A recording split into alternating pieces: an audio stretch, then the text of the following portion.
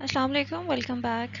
آج ہم ڈسکس کریں گے کہ ہسٹری آف انڈو پاک کے لیے سی ایس ایس ایگزام میں کون کون سی بکس امپورٹنٹ ہیں اور کس کس بک سے آپ پریپریشن کر سکتے ہیں۔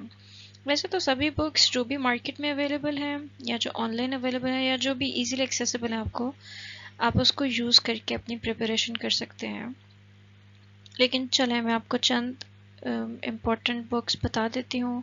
چاہیں تو آپ اس سے پڑھ سکتے ہیں، چاہیں تو آپ کچھ اور پڑھ سکتے ہیں۔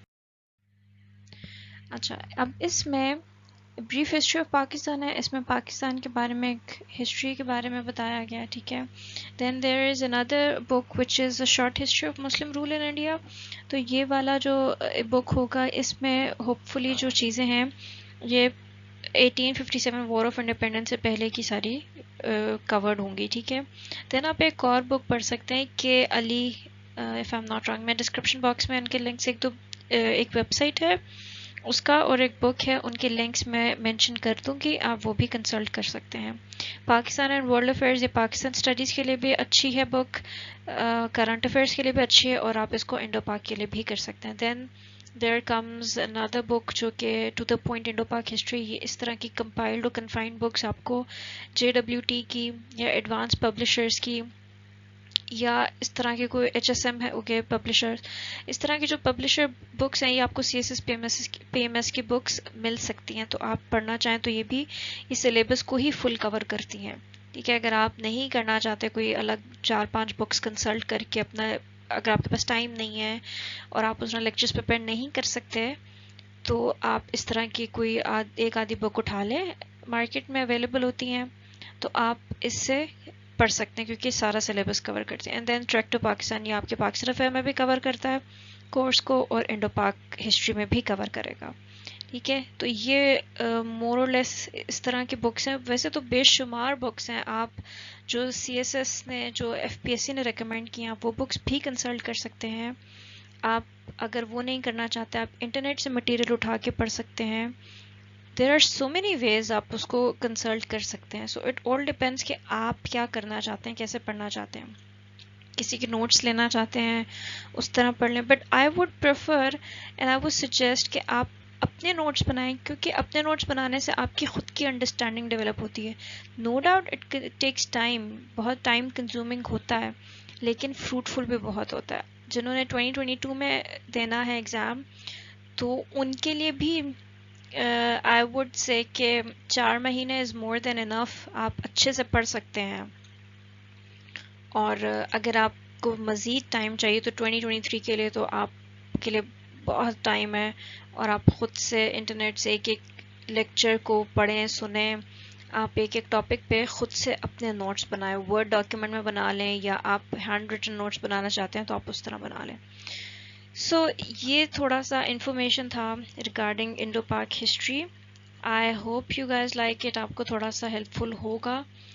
میں آپ کو پھر یہی کہوں گی کہ نوٹس جو ہیں وہ آپ اپنے بنائیں تو زیادہ بہتر ہوگا، کیونکہ آپ کی خود کی انڈرسٹینڈنگ بہت اچھی ڈیولپ ہو جاتی ہے۔ نہیں تو یہ بکس بھی JWT کی تو آپ کو پتہ ہے یہ ہر سبجیکٹ کی آپ بک اٹھا سکتے ہیں۔